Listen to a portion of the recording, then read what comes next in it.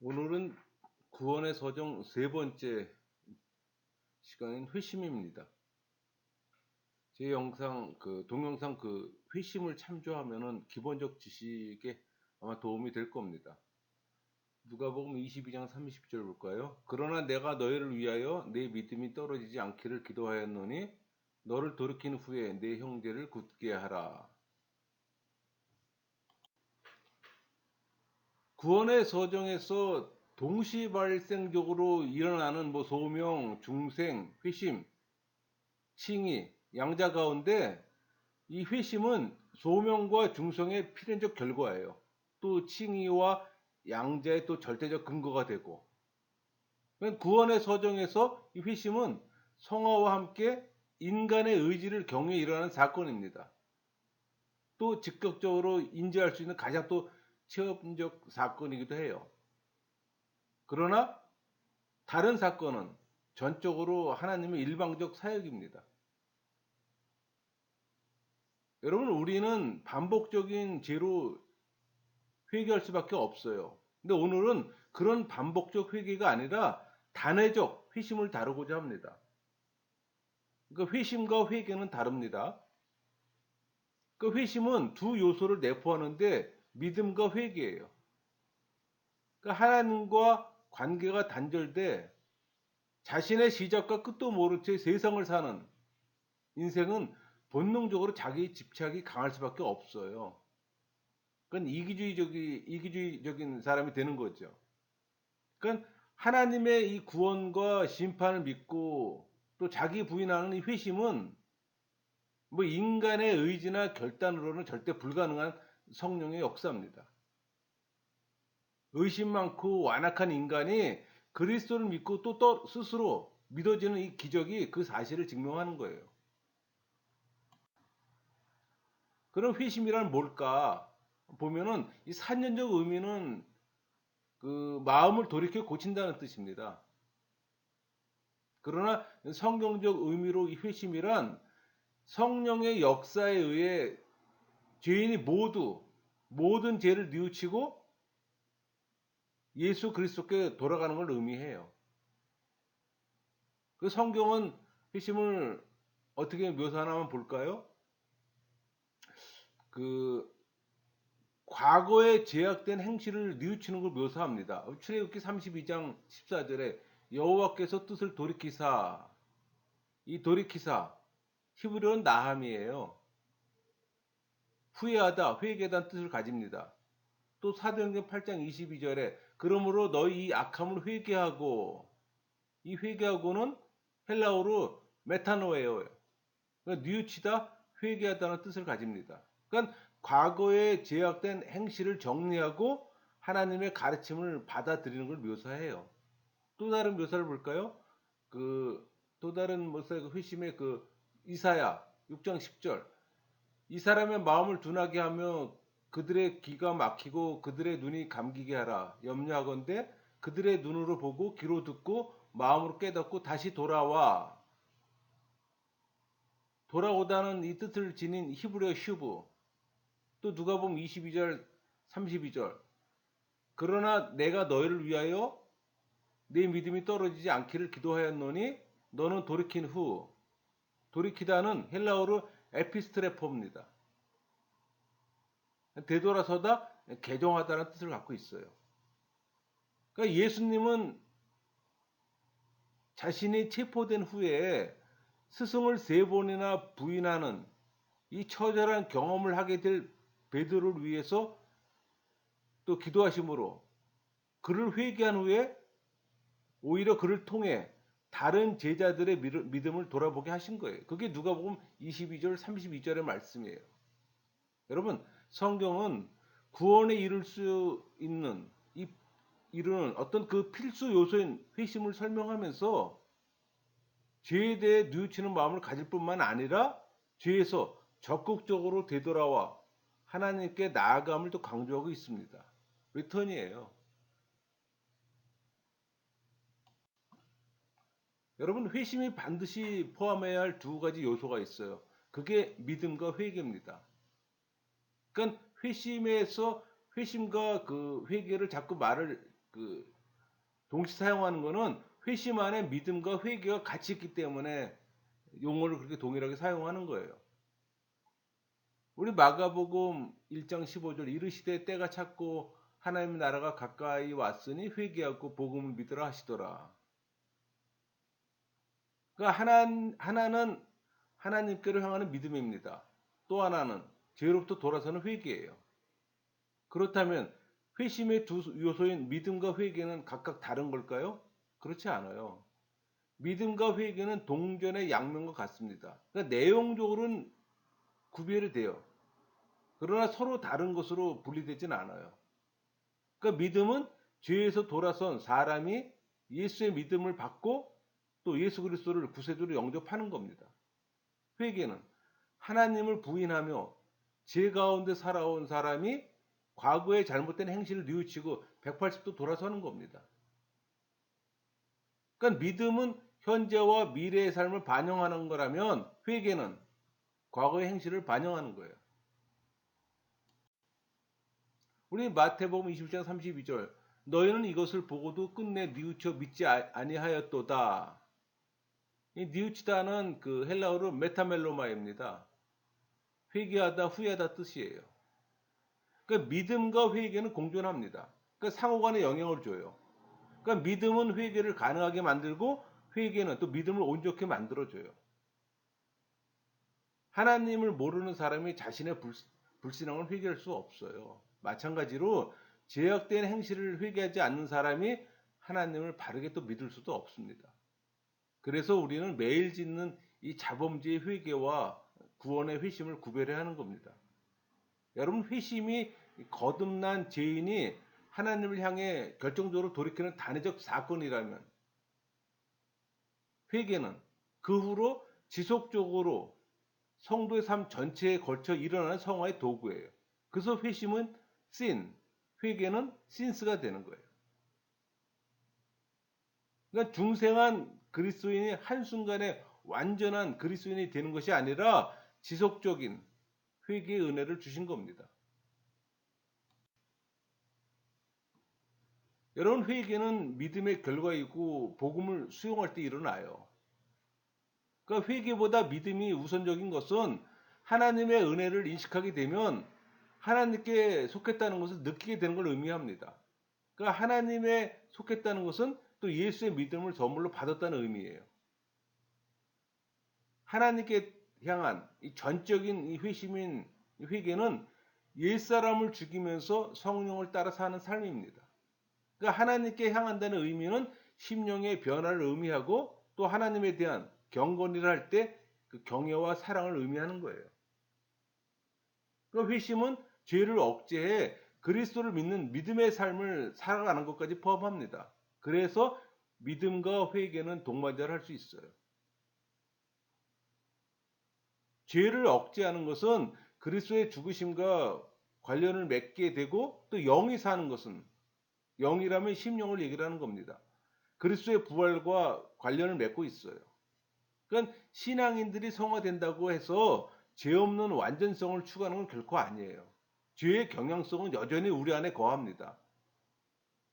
다만 지배권을 상실하고 죄에 억제하는 것으로 투정합니다. 그러니까 여러분 신앙인은 성령의 조명으로 열정적으로 영적 싸움을 수행해야 합니다. 이런 면에서 회심의 증거는 회개와 죄 용서를 할 수 있는 거예요. 여러분 그 진정한 회심은 반드시 각 개인 스스로 이루어집니다. 그러니까 진정한 회심은 반드시 하나님과 나와의 개인적 관계 속만 이루어져요. 1대1이에요. 그러니까 이런 사실은 회심의 두 요소인 믿음과 회개가 모두 개인적 결단을 통해서만 확인됩니다. 예를 들면 회개의 경우 당사자는 죄라고 인정하지 않는데 제3자가 죄를 대신해서 시인하고 고백할 수 없잖아요. 그러니까 회개는 스스로 하지 않는 한 아무런 의미가 없어요. 믿음의 경우도 마찬가지예요. 그러니까 부모가 자식을 위해 대신 예수님을 믿어준다는 말은 말이 되지 않잖아요. 본인 스스로 예수님이 하나님의 아들 그리스도이심을 마음으로 믿고 입으로 시인해야 구원에 이룰 수 있는 겁니다. 그 로마서 10장 10절 말씀이에요. 사람이 마음으로 믿어 의에 이르고 입으로 시인하여 구원에 이르느니라. 죄를 회개하고 예수님을 믿는 회심은 반드시 개인적인 결단으로 이루어집니다. 공동체가 아니에요. 이제 한번 스스로를 돌아보세요. 과연 나 자신의 죄에 대해 제대로 회개했는지, 그리고 내 입으로 예수님을 구주로 시인하였는지. 머릿속에 갖고 있는 지식은 아무 의미가 없는 겁니다. 회개 없는 믿음은 있을 수 없고 믿음 없는 회개 또한 있을 수가 없어요. 그러니까 예수의 믿음을 받는 사람은 중생한 사람이며 또 과거의 죄와 허물을 회개한 사람은 회심한 사람이에요. 왜냐하면은 믿음이 없이는 자신의 죄를 회개할 수 없기 때문에. 그래서 신앙인은 오직 예수의 믿음으로 하나님을 기쁘시게 할 수 있는 겁니다. 여러분 주변에 교회 생활 잘하다가 다시 세상으로 돌아간 사람들 있잖아요. 또 교회 생활도 잘하면서 또 세상 쾌락을 즐기면서 사는 사람도 있어요. 근데 이 사람들은 회심하지 않은 자들입니다. 우리는 이들을 종교인이라고 보통 얘기해요. 그들은 교회 생활할 때 일시적인 회개를 했지만 진정한 의미에서 회심은 아니에요. 그러니까 회심은 회개와 믿음을 포함한다 그랬잖아요. 그러니까 회개와 믿음은 거듭나게 하시는 성령의 역사로 주어지는 하나님의 선물이에요. 에베소 2장 8절 볼까요? 너희는 그 은혜에 의하여 믿음으로 말미암아 구원을 받았으니 이것은 너희에게서 난 것이 아니요 하나님의 선물이라. 자주 인용되는 말씀입니다. 그러니까 진정으로 회심한 사람은 예수의 믿음을 선물 받은 구원을 받은 사람이에요. 그러니까 중생한 사람만이 진정한 회심을 했다고 볼 수 있는 겁니다. 여러분 중생하고 회심한 사람이 어떻게 다시 세속으로 돌아가면서 세속을 살아가며 살 수 있겠습니까? 절대 그럴 수 없어요. 하나님께서 사랑하는 자녀를 세속에 빠지도록 방치하지 않아요. 그런 일은 절대 있을 수가 없습니다. 그러므로 세속의 영광과 즐거움을 따라 살아가는 사람은 처음부터 진심으로 회개한 사람이라고 볼 수 없는 겁니다.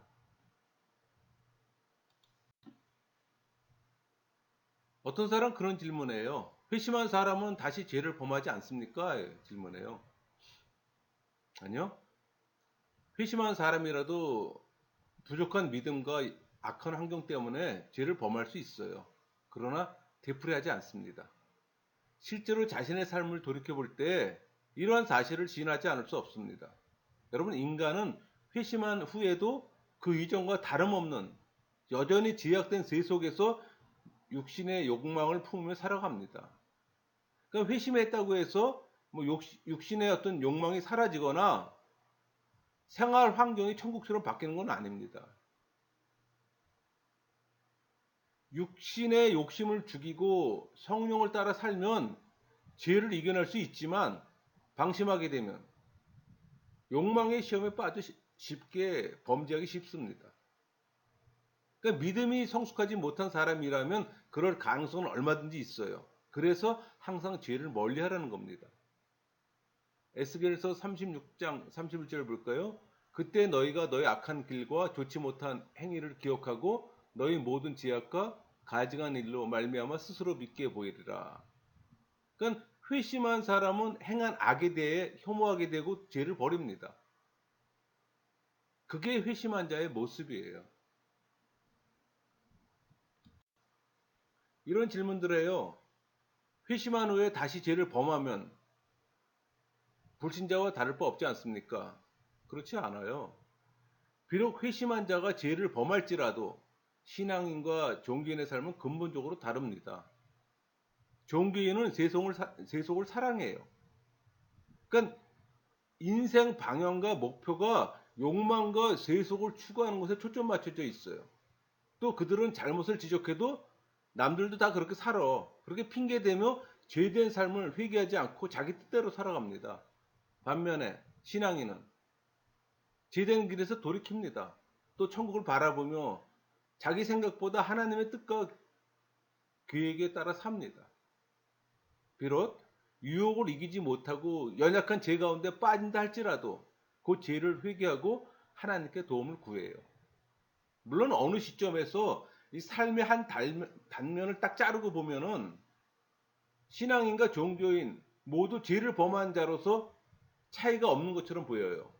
그러나 실상은 그 삶은 정반대의 방향을 향하고 있는 겁니다. 로마서 8장 5절 6절 볼까요? 육신을 따른 자는 육신의 일을, 영을 따른 자는 영의 일을 생각하나니 육신의 생각은 사망이요 영의 생각은 생명과 평안이니라. 그러니까 종교인의 삶이 육체의 소욕을 따라 세상의 영광을 구하며 지옥에 이르는 길을 걸어가는 길이라면 신앙인의 삶은 성령의 인도함을 따라 하늘에서 영광을 구하고 천국에 이르는 길을 걸어가는 겁니다. 그 방향과 목표에 있어서는 엄청난 차이가 있는 겁니다. 자유주의자들이나 그 알미니안자들은 회심은 인간의 자유의지로 가능하다고 주장합니다. 그러니까 회심은 인간 자신의 자유의지에 따라 이루어지는 것이 아니라 성령의 역사로 이루어져요. 그러니까 사람이 회심을 하려면 하나님의 존재에 대한 인식과 또 원죄를 말미암는 죄, 이걸 인정해야 하는 거예요. 근데 여러분 스스로는 그 사실을 깨달을 수가 없어요. 만일 이 알미니안주의자들이 말하는 것처럼 회심이 인간의 자유의지에 따라 이루어진다고 한번 가정해 봅시다. 그렇다면 회심은 인간의 마음에 따라 좌우되며 또 회심의 시기도 얼마든지 조정할 수 있게 되는 겁니다. 그럼 믿음은 하나님의 선물이 아니에요. 인간의 공로가 되고 구원은 하나님의 은혜가 아니에요. 인간의 노력이 여에 따라 결정되는 겁니다. 물론 그들은 그렇게 주장합니다. 이 구원은 모두 받는다는 주장을 하는 근거예요. 그래서 설교 대상이 항상 구원받은 사람이 되는 거예요. 여러분, 내가 설교를 할 때 그 설교를 듣는 사람은 종교인도 있고 신앙인도 있어요. 그러나 이 자유주의자들이나 이 알미니안주의자들은 내 설교를 듣는 사람이 모두 다 구원받은 사람을 대상으로 해요. 여러분, 그런 설교를 하는 자들은 전부 다 알미니안주의로 보면 됩니다. 우리가 복음을 선포하는 것은 구원을 얻게 하기 위한 거예요. 근데 교회 안에 모든 이들이 다 구원을 얻었을까요? 그렇지 않잖아요. 거기도 종교인들이 존재하잖아요. 불신자로 있다 종교인으로 오랜 동안 생활하는 사람들이 있잖아요. 그들에게 복음을 전해 그들을 신앙인을 만드는 게 우리가 설교하는 목적이에요. 여러분, 성경은 항상 구원이 목적입니다. 여러분들 일상적인 삶의 업그레이드가 목적이 아니에요. 여러분들의 삶의 점진적인 향상의 목적이 아니에요. 여러분의 구원의 목적이 있는 겁니다. 여러분, 성경은 구원이 인간에게서 난 것이 아니라 하나님의 선물이라고 분명히 선언합니다. 다시 한번 에베소 2장 8절 볼게요. 너희는 그 은혜에 의해 믿음으로 말미암아 구원을 받았으니 이것은 너희에게서 난 것이 아니요 하나님의 선물이라. 믿음을 얘기할 때 항상 이 말씀 구절을 인용합니다. 왜? 믿음을 가진 자는 구원을 받은 자고 그것은 하나님의 선물이라는 걸 강조하기 위함이에요. 그러니까 믿음 역시 누구나 가질 수 있는 것이 아니라 하나님의 뜻에 따라 택함 받은 사람에게 주어진다고 성경은 말합니다. 로마서 12장 3절 볼까요? 내게 주신 은혜로 말미암아 너희 각 사람에게 말하노니 마땅히 생각할 그 이상의 생각을 품지 말고 오직 하나님께서 각 사람에게 나누어 주신 믿음의 분량대로 지혜롭게 생활하라. 여러분, 회심을 하는 주체는 사람이지만 그 회심을 하도록 만드시는 분은 오직 성령 하나님을 믿어야 하는 겁니다.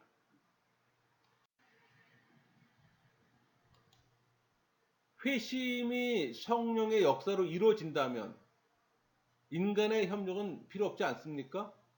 이렇게 또 질문하는 사람도 있어요. 주로 알미니안주의자들의 영향을 받은 사람들이 이런 질문을 많이 해요. 여러분, 회심은 성령의 역사에 의해 이루어지지만 중생과 같이 잠재의식 가운데 일어나는 변화가 아니에요. 그 전체 과정을 인간이 명확하게 인식하는 가운데 일어나는 의식적 변화라는 차이점을 가져요. 그래서 중생을 임신에 비유하고 회심을 출산에 비유하기도 합니다. 중생이 인간의 의지와 상관없이 성령을 통해 하나님의 주권으로 이루어지는 하나님의 재창조 역사라면, 회심은 성령의 역사에 호응해 인간의 협력에 의해 이루어지는 하나님의 재창조 역사입니다. 그러니까 회심은 성령의 역사로 자신이 죄를 깨닫고 통회자복하며 예수님 믿기를 결단을 내리는 걸 또 가르칩니다. 여러분, 성경의 예로 부자 청년이 예수님을 찾아오잖아요. 그 마태복음 19장 16절, 선생님이여 내가 무슨 선한 일을 하여야 영생을 얻으리이까? 이렇게 질문하는 청년에게 예수님께서 마태복음 19장 21절에 가서 네 소유를 팔아 가난한 자들에게 주라. 그리고 와서 나를 따르라. 이렇게 말씀하셨어요. 이에 재물이 많아 근심하며 간 이 부자 청년을 보면 인간의 자발적 의지 없이는 회심이 일어날 수 없음을 또 보여줍니다.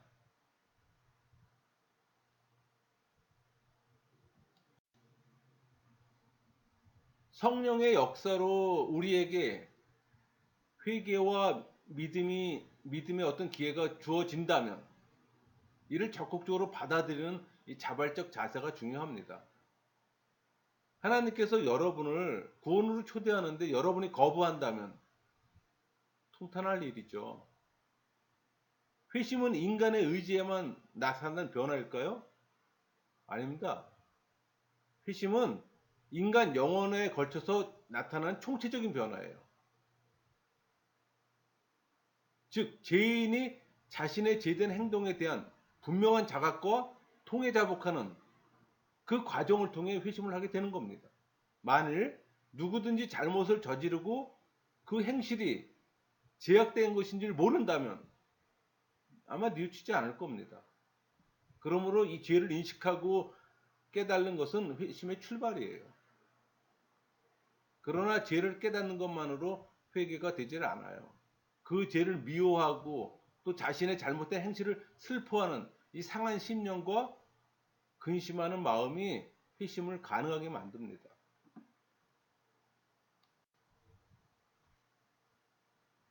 여러분, 죄에 대한 깨달음과 뉘우치는 마음만으로는 충분하지 않아요. 어떠한 대가를 지불하고라도 그 제약된 길에서 돌아서는 의지적 결단이 있어야 되는 겁니다.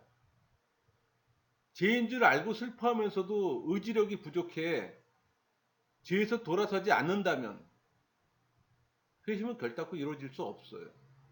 그 회심은 죄에 대한 철저한 깨달음, 또 죄를 탄식하는 감정과 죄에서 돌아서는 이 결단적, 전인격적 어떤 영혼의 변화입니다. 그러니까 하나님의 부르심을 받은 죄인은 한 번의 회심으로 구원에 이릅니다. 죄에서 돌아서서 예수님을 구주로 영접한 사람은 반복해서 회심할 필요가 없어요. 또 사실상 할 수도 없고. 그렇다면 한 번 회심한 사람은 다시 회개하지 않아도 될까요? 그렇진 않아요. 한 번 회심한 사람이라도 죄를 범했다면 하나님과 바른 관계를 유지하기 위해 그 죄에 대하여 철저히 회개해야 합니다. 여기서 회심과 회개의 단어 구별이 필요합니다. 여러분, 회심은 단회적이에요. 회개는 다회적이랍니다. 그러니까 중생하고 회심한 하나님의 자녀라도 세상에서 사는 동안 범죄할 가능성이 남아 있어요. 또 실제로 죄 가운데 빠지기도 합니다. 그러므로 하나님과 바른 관계 속에서 살아가기 위해서는 이미 회심의 구원의 길에 들어선 사람이라도 여전히 회개할 필요가 있는 겁니다. 요한일서 1장 9절, 만일 우리가 우리 죄를 자백하면 그는 미쁘시고 의로우사 우리 죄를 사하시며 우리는 모든 불의에서 깨끗하게 하실 것이요. 그러나 이때의 회개는 멸망에서 구원으로 전환케 하는 회심과는 성격이 다른 회개입니다.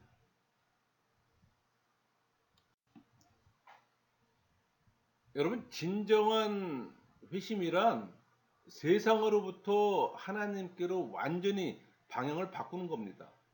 180도 바꾸는 거예요. 그러니까 제약된 행실에서 철저하게 돌아와서 의와 진리 대신 예수 그리스도를 믿고 말씀에 따라 순종하며 사는 겁니다. 그러니까 진정한 회심은 과거의 죄에 대한 혐오와 함께 하나님의 뜻을 따르고자 하는 갈망과 열의로 나타나요. 우리 진정한 회심의 신뢰를 한번 성경에서 볼까요? 누가복음 19장 8절 9절입니다. 삭개오가 서서 주께 여짜오되 주여 보시옵소서 내 소유의 절반을 가난한 자에게 주겠사오며 만일 누구의 것을 속여 빼앗은 일이 있으면 내 갑절이나 갚겠나이다. 예수께서 이르시되 오늘 구원이 이 집에 이르렀으니 이 사람도 아브라함의 자손이로다.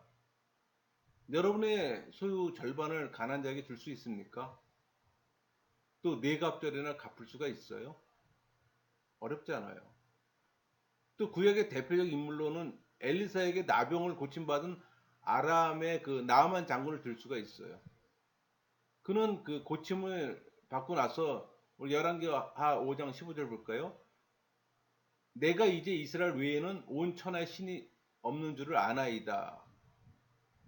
이런 신앙 고백을 하며 예물을 하나님의 선지자에게 드리려고 했어요. 또 신약의 그 대표적 인물로 사도 바울이에요.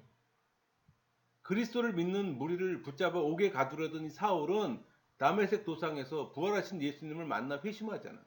그리고 제자가 되어 또 주의 뜻을 따라 이방에 또 복음 전하는 사도 바울이 되었어요. 우리 사도행전 9장 5절 대답하여 주여 누구시니까 이르시되 나는 내가 박해하는 예수라. 여러분 진정한 회심은 과거 제약된 생활에 대한 포기, 또 그리스도에 대한 신앙 고백, 또 새로운 삶의 결단이 뒤따르는 겁니다. 그래서 나 자신이 진정한 회심을 했는지 여부도 이런 기준에 맞춰 살펴봐야 되는 겁니다. 여러분 회심의 경험이 있습니까? 회개에는 거짓 회개와 참된 회개가 있습니다. 그러니까 종교인들은 이 회개를 통해 얼마 동안 용서를 받기도 하지만 하나님의 진노는 항상 그의 머리 위에 머물러 있어요.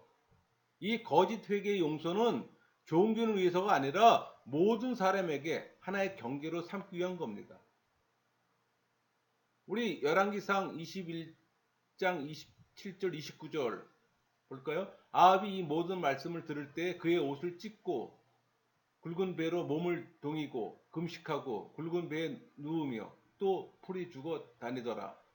또 아합이 내 앞에서 겸비함을 내가 보느냐? 그가 내 앞에서 겸비함으로 내가 재앙을 저희 시대에는 내리지 아니하고 그 아들의 시대에야 그의 집에 재앙을 내리리라 하셨더라. 아합에 대한 벌은 경감되었으나 그것은 단지 그가 살아있는 동안에 느끼지 않았다는 것 뿐입니다.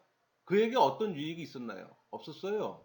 하나님의 저주는 은밀했으나 그의 집에 머물렀고 그는 영원히 멸망하고 말았던 겁니다. 그러니까 다른 사람들에게 보이는 이 경계로 삼아서 우리는 진지한 회개를 하도록 더욱 마음을 다해 노력해야 합니다. 왜냐하면 우리가 진실하게 회개할 때 무가치한 자들이 조금이라도 자신에 대한 이 불만을 표시하면 자비를 베푸시는 하나님께서 우리를 기꺼이 용서하시리라는 것은 의심할 여지가 없기 때문에 지극히 인자한 처사를 통해 하나님은 그들을 진지한 회심으로 인도하려 하셨고 또 그들을 변명할 여지가 없게 만들려고 하셨어요.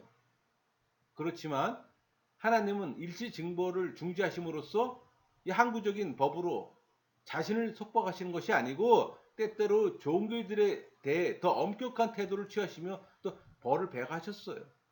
그들의 거짓을 불쾌하게 하심을 또 알리십니다.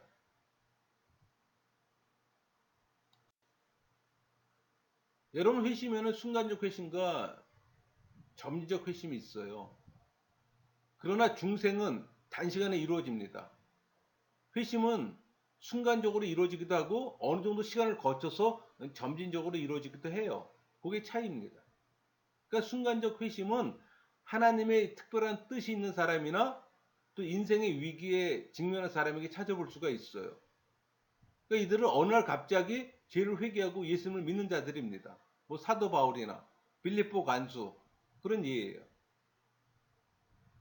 우리 또 사도행전 그 9장 35절 볼까요? 롯다와 사론에 사는 사람들이 다 그를 보고 주께로 돌아오니라. 또 사도행전 26장 20절. 먼저 다메섹과 예루살렘에 있는 사람과 유대 온 땅과 이방인에게까지 회개하고 하나님께로 돌아와서 회개에 합당한 일을 하라 전함으로. 또 불치병으로 시험부 인생을 사는 사람들 있잖아요. 또 불의의 사고로 배우자나 또 자녀를 잃은 사람들이 어느 날 갑자기 교만하게 살아온 과거를 회개하고 죽게 돌아오는 경우도 많이 있습니다. 그 반면에 이 점진적 회심, 그러니까 믿음의 과정에서 출생해 어려서부터 교회에 출석한 후에 성인이 되어서 거듭나는 경우들입니다. 그러니까 디모데의 경우 여기 속해요. 그러니까 디모데는 외할머니와 어머니의 신앙교육을 받으며 자라다가 바울을 만난 후에 결정적으로 회심하게 됐잖아요. 디모데 후서 1장 5절과 3장 15절 볼까요? 이는 내 속에 거짓이 없는 믿음이 있음을 생각함이라. 이 믿음은 먼저 내 외조모 로이스와 내 어머니 유니게 속에 있더니 내 속에도 있는 줄을 확신하노라. 또 어려서부터 성경을 알았나니 성경은 능히 너로 하여금 그리스도 예수 안에 있는 믿음으로 말미암아 구원에 이르는 지혜가 있게 하느니라.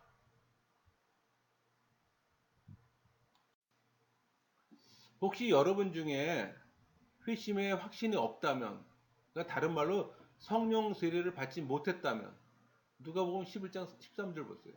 너희가 악할지라도 좋은 것을 자식에게 줄 줄 알거든 하물며 너희 하늘 아버지께서 구하는 자에게 성령을 주시지 않겠느냐 하시니라. 하나님의 약속을 내 것으로 만드는 방법은 말씀처럼 간절히 구하는 겁니다. 여러분 진정 주님을 영접했습니까? 그렇다면 죄를 버리세요. 그리고 말씀에 순종하세요. 또 사모하는 마음으로 구하세요. 주실 것을 믿고 구하세요. 의심하지 말고 늘 말씀에 노출되어 있어야 합니다. 왜? 말씀으로 성령 세례를 받기 때문에. 하나님 은혜를 받을 수 있는 방법이 설교와 말씀, 기도와 성찬식, 신앙인의 교제입니다. 핵심이 말씀이에요. 끊임없이 하나님의 이름을 찾고 부르세요. 그분을 찬양하고 감사하는 것만큼 하나님을 기쁘게 하는 기도도 없어요. 그러니까 하나님의 감동을 이끌어낸 기도 방식은 그저 간절히 기도하는 것보다 성경에 기록된 약속의 말씀을 붙들고 기도하는 겁니다. 그게 팁이에요. 약속의 말씀을 붙들고 기도하는 것은 특별한 의미가 있어요. 먼저 하나님은 당신이 약속하신 것은 틀림없이 지키시는 공의의 하나님이시잖아요. 그러니까 약속의 말씀을 근거로 기도할 때 그것이 하나님 뜻에 맞는다면 하나님도 응답하실 겁니다. 약속의 말씀을 붙들고 기도하는 것은 믿음의 행위를 드러내는 겁니다. 그러니까 하나님은 말씀으로 자신의 존재감을 드러냈어요. 물론 구원은 하나님의 영역입니다. 인간의 노력으로 얻어진 건 아니에요. 그럼에도 다양한 노력을 하는 것은 자신을 하나님의 은혜의 영역에 자신을 노출시키라는 겁니다.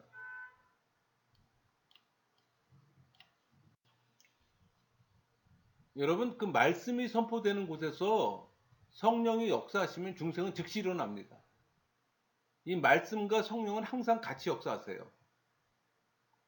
그러나 많은 경우 한 번 복음을 듣고 바로 예수 믿는 일은 흔치 않아요. 물론 성령이 역사하시면 가능합니다. 대개 회심의 은혜가 임하기 전에 여러 번 다양한 경로를 통해 복음을 듣는 과정이 있어요.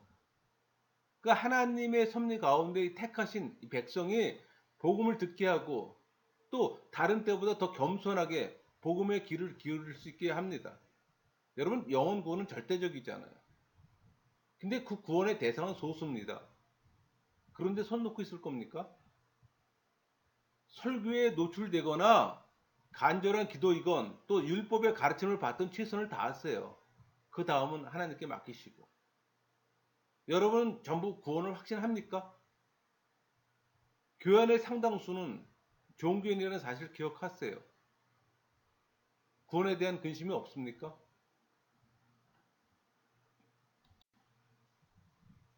우리 고린도후서 7장 10절 볼까요?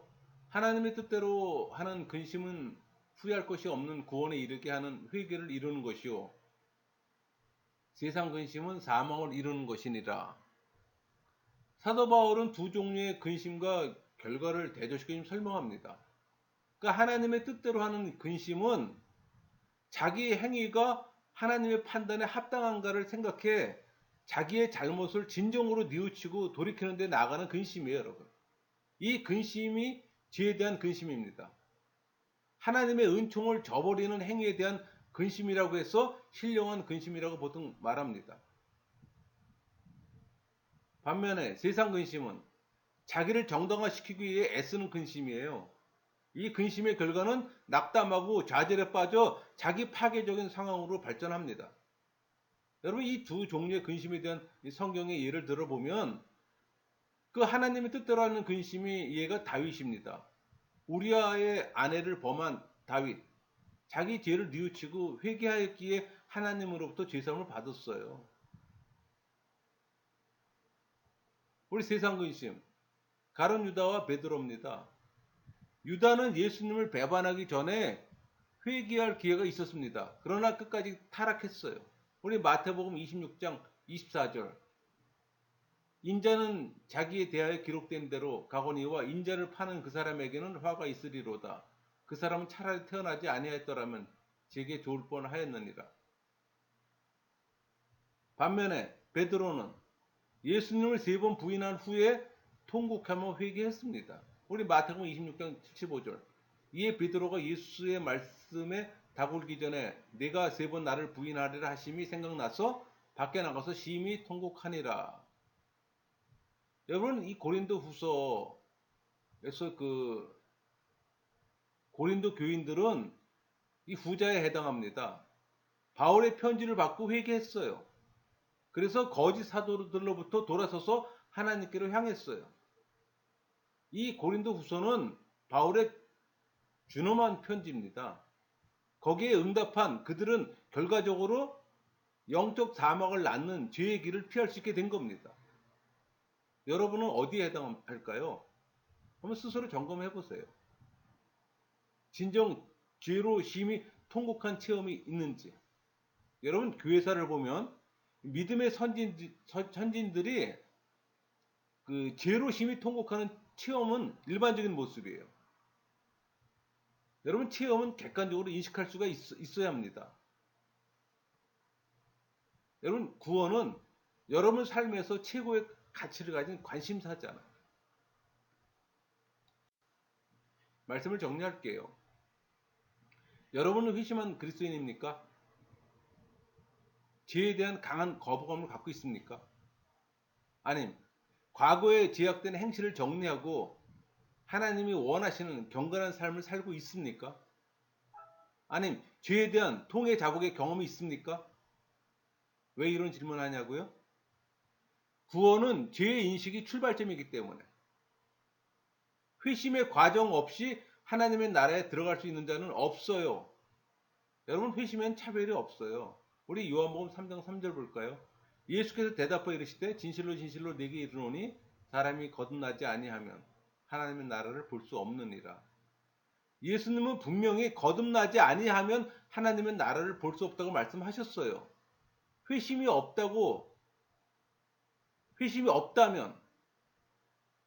선하다고 말할 수 있는 사람도 없어요. 없는 겁니다. 그러니까 복음을 선포하는 목적은 회심이에요. 회심하지 않고 예수 그리스도를 바르게 믿을 수가 없어요. 제가 지난번 그 중생의 설교에서 다루었지만 중생의 주체는 성령입니다. 회심의 주체는 복음을 통해 거듭난 여러분 모두입니다. 회심의 현상들이 나타나야 하는 겁니다. 중생한 사람이라면 영혼의 심령 속에서 하나님을 향한 회심이 반드시 수반되어야 합니다. 회심의 과정을 거쳐야 바르게 예수님을 믿고 창조 세계를 하나님의 눈으로 볼 수가 있어요. 그리스도인의 정체성을 갖게 된다는 겁니다. 여러분이 회심했다면 죄의 경향성의 지배를 벗어나 예수 그리스도의 의의 영향력 아래 있는 겁니다. 의지적으로 동의하고 결단하고 행동하는 삶을 통해 그것을 드러내야 하는 겁니다. 그러나 여전히 육신은 죄의 유혹과 싸워야 하는 상황에 놓여 있어요. 영혼은 거듭났잖아요. 그럼 새 사람으로서 죄의 유혹을 뿌리치고 성령의 인도하심을 따라 말씀에 순종하는 행동으로 증거해야 합니다. 회심이 없는 종교인은 바리새인으로 모든 교회 생활이 공허해요. 회심은 신앙이 되는 시작점입니다. 회심이 건강한 신앙생활의 시작을 함축하고 있다면 회심의 결과는 결국 구원에 대한 깨달음으로 나타나요. 여러분, 회심한 자는 성령의 지배를 받습니다. 그리고 은혜로운 신앙생활을 해요. 그리고 사랑을 흘려보내는 축복의 통로가 되고 선한 영향력을 주는 하나님의 사람으로 살아가는 겁니다. 여러분 모두가 회심한 신앙인이 되시길 소망합니다. 말씀을 마치겠습니다.